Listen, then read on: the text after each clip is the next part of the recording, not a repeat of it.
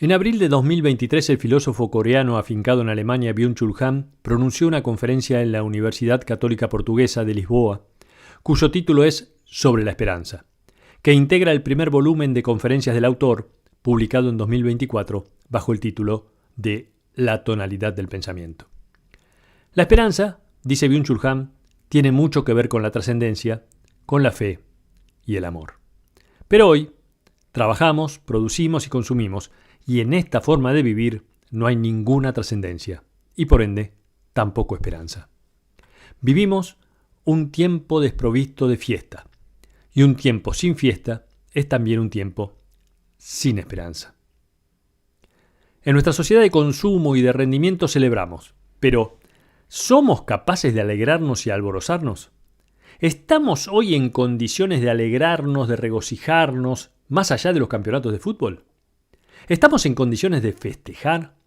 ¿Poseemos aún capacidad de festividad y de celebración? El tiempo sublime de la fiesta ha desaparecido por completo a favor del tiempo del trabajo, que lo ocupa todo. Incluso las pausas están integradas en ese tiempo laboral. Sirven para que descansemos con el objetivo de seguir funcionando. Pero la esperanza no es productiva. Se orienta a lo que todavía no es. San Pablo decía en su carta a los romanos, cuando se ve lo que se espera, ya no se espera más. ¿Acaso se puede esperar lo que se ve? La modalidad de la esperanza es el todavía no. Se abre a lo venidero, hacia lo posible. Gabriel Marcel, el llamado filósofo de la esperanza, sostenía que la esperanza se encuentra en el tejido de una experiencia en curso. Esperar significa dar crédito a la realidad, es decir, creer en la realidad a modo de portadora de futuro. La esperanza nos convierte en creyentes en el futuro. Como decía al inicio, la experimentación más intensa de la esperanza tiene lugar en la trascendencia. El escritor y político checo Václav Havel define a la esperanza como un estado del espíritu, una dimensión del alma. No depende en su esencia de la previa observación del mundo. No se trata de un pronóstico, es una orientación del corazón que trasciende al mundo inmediato de la experiencia y ancla en algún lugar más allá del horizonte. Las raíces de la esperanza se encuentran en algún lugar de lo trascendente. Por eso no es lo mismo estar esperanzado que estar satisfecho porque vayan bien las cosas. Es la capacidad de trabajar por algo porque es bueno, no porque tenga un éxito garantizado. Por eso, la esperanza no es lo mismo que el optimismo. No es la convicción de que algo saldrá bien, sino la certeza de que algo tiene sentido, independientemente de cómo salga. Hacer algo que tenga sentido, en eso consiste la esperanza, y no en calcular el éxito de una empresa. La esperanza presupone valor y fe. Es lo que nos da fuerzas para vivir y para volver a intentar algo una y otra vez, aunque las condiciones de la experiencia sean desesperadas. Una crítica habitual que se le hace a la esperanza es que carece de la determinación por actuar. Que quien espera cierra los ojos a la realidad y se entrega a las ilusiones. Albert Camus compartía esta visión devaluada de la esperanza, a la que llamaba trampa de quienes no viven la vida para la vida en sí, sino para alguna gran idea que lo supera y le da sentido, identificando a la esperanza con la resignación. Byung-Chul Han objeta esta mirada de Camus y lo hace preguntándose a qué se refiere Camus con la vida en sí. ¿Se trata simplemente de la vida nutritiva, de la vida sin más? ¿Es deseable acaso una vida que prescinda de cualquier sentido? Sin idea, sin sentido, la vida se reduce a mera supervivencia, o como ocurre hoy, a la pura inmanencia del consumo, a una vida sin más, utilizando el concepto de Camus. tan solo deseos que satisfacer, sin futuro, solo dedicados a vivir del presente del consumo. El capitalismo se enfoca en maximizar las necesidades y los deseos. Por eso, la esperanza no forma parte de la lógica capitalista, porque quien espera no consume. Por ese motivo, el capitalismo aniquila la esperanza y nos convierte en un rebaño de consumidores. En Camus, se pasa por alto la dimensión activa de la esperanza, que nos incita a actuar para lo nuevo. Un núcleo activo que le da alas a nuestra acción. Erich Fromm nos dice, al contrario de Albert Camus, que la esperanza no es una espera pasiva ni un accionar continuo. Es como el tigre agazapado que solo salta cuando llega el momento preciso. Tener esperanza es estar alerta en todo momento para lo que todavía no nace.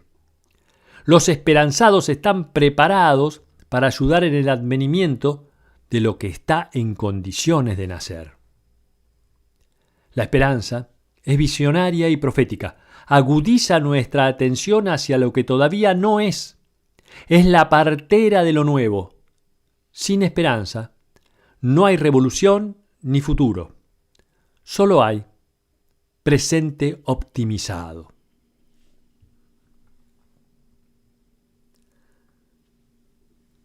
Dado que la esperanza es una proyección hacia el futuro, Byung-Chul Han se enfoca en él, tomando de Derrida la existencia de dos formas de futuro: el futur y el avenir. El futur es a lo que nos referimos en relación con lo que sucederá después. Mañana, el mes que viene, dentro de 2 años. El futur es el futuro previsible, planificable, al que se puede administrar y optimizar. En cambio, el futuro como avenir se refiere a los acontecimientos que suceden de manera inesperada. Por eso entraña más posibilidades que el futuro, porque permite que aparezcan otros mundos posibles en el horizonte. El futuro como avenir es el advenimiento del otro, cuya llegada no es predecible. El avenir está caracterizado por su indisponibilidad. La esperanza se proyecta en el futuro del avenir. Byung-Chul Han plantea que los críticos de su obra siempre le han reprochado expresar un pensamiento pesimista. Su respuesta a esta crítica es que es parcialmente correcta. Parcialmente, porque si bien su pensamiento no se relaciona con el optimismo, tampoco lo hace con el pesimismo. Ni una cosa ni la otra, dice Han. Su pensamiento se vincula con la esperanza. Es un error pensar que el pesimismo es el negativo del optimismo, porque no se diferencian esencialmente el uno del otro. La esencia del optimismo es la positividad inmaculada. El optimista vive convencido de que de alguna manera las cosas irán mejor. Para el optimista el tiempo está cerrado, nada ocurre, porque contempla el futuro como un asunto zanjado, terminado. Todo irá bien y punto. Paradójicamente, también para el pesimista el tiempo está cerrado. El pesimista se encuentra atrapado en el tiempo como en una prisión. Niega todo sin aventurarse en otros mundos posibles. El pesimista es tan terco como el optimista. Ambos están ciegos ante las posibilidades, porque lo posible les resulta ajeno, carecen de la pasión por lo posible. A diferencia de ambos, quien espera apuesta por ir más allá de lo que no debiera ser. La esperanza nos permite escaparnos del tiempo concluido como prisión. Lo indisponible y lo lejano son inherentes al futuro. Pero el optimista nunca mira al futuro. No cuenta con lo inesperado ni con lo incalculable. Y sobre todo, el optimista nunca cuestiona las estructuras sociales en las que él mismo y las cosas se encuentran integradas y determinan su devenir. El optimista se halla sometido, sin esperanza, al sistema vigente, pero no es consciente de ello. Carece de capacidad para la crítica, porque solo quien espera puede criticar. El optimismo, dice Han, es algo quieto. El optimista no actúa. porque toda acción conlleva un riesgo. Y dado que no quiere correr ese riesgo, el optimismo carece de toda negatividad. No conoce ni la duda ni la desesperación. Sin embargo, dice Byung-Chul Han, encontrarse desesperado en esta sociedad es la razón de su esperanza. A diferencia del optimismo, la esperanza se mueve para buscar, intenta encontrar una dirección y avanza hacia lo desconocido, lo intransitado, lo abierto, yendo más allá de lo que ya es, de lo que ya ha nacido, se dirige hacia lo no nacido. La esperanza pone rumbo hacia lo nuevo. Por otra parte, el optimista no necesita motivos para justificar su optimismo, simplemente lo es.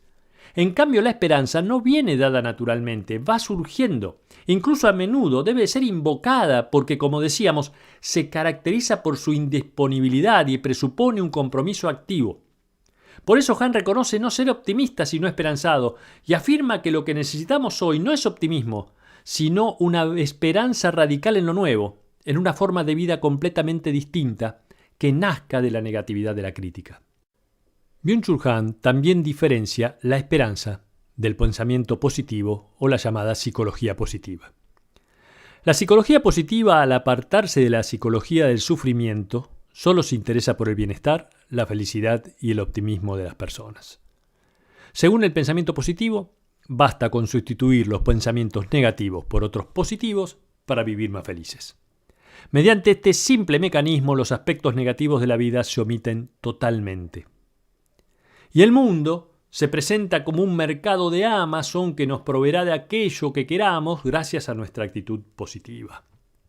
Conclusión: si es suficiente con nuestra voluntad de pensar en positivo para ser felices, entonces cada cual es el único responsable de su propia felicidad. Sabemos que el sufrimiento siempre es un factor condicionado por la sociedad, pero la psicología positiva todo lo privatiza.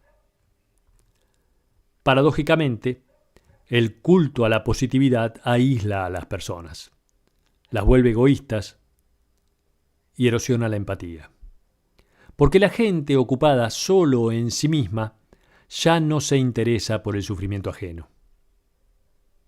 El culto a la positividad es consustancial al régimen neoliberal, ya que mina la solidaridad social. En cambio, la esperanza, a diferencia del pensamiento positivo, no evita la negatividad de la vida. Y además, tampoco aísla, sino que une y reconcilia. El sujeto de la esperanza no soy yo. El sujeto de la esperanza somos nosotros. Pero hoy todos somos ego. Nos atrincheramos exclusivamente en uno mismo. Por eso Han hermana a la esperanza con el amor, la fe y la trascendencia. Quien carece de la capacidad para la fe y el amor, quien no puede trascenderse a sí mismo, tampoco puede esperar. Quien espera sale de sí mismo. La esperanza nos permite trascender el yo para llegar al nosotros. La esperanza nos permite acercarnos a la comunidad.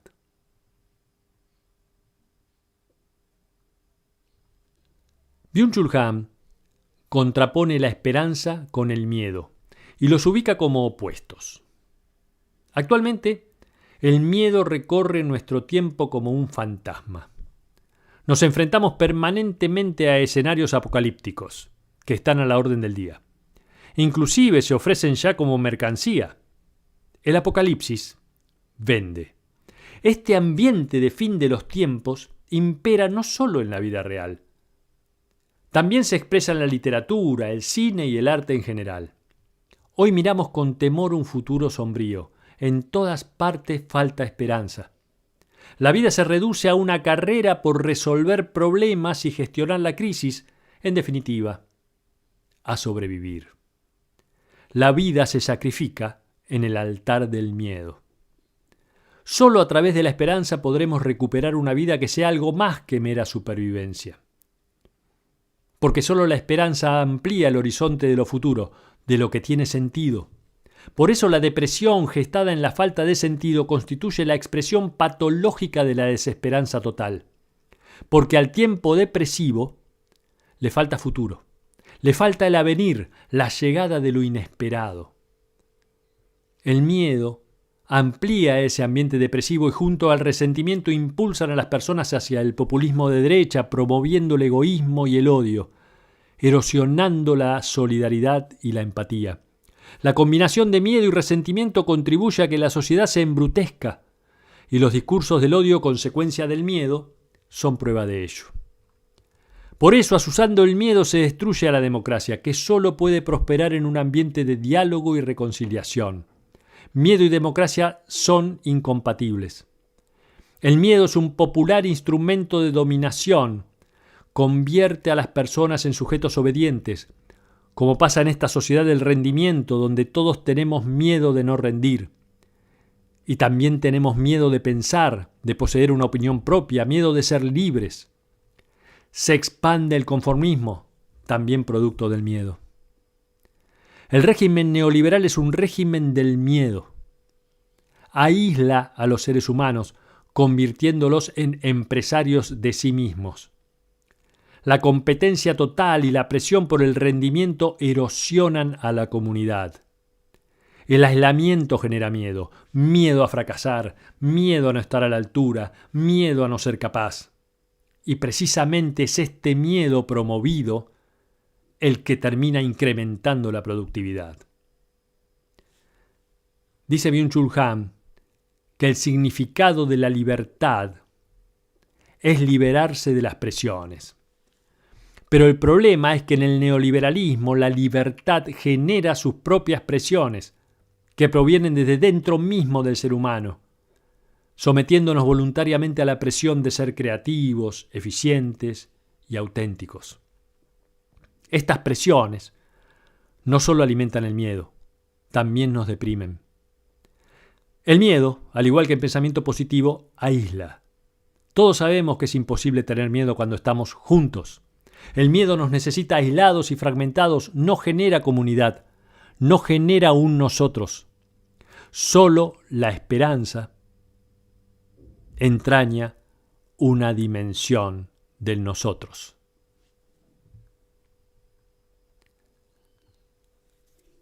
La esperanza, dice Han, tiene en sí algo de contemplativo.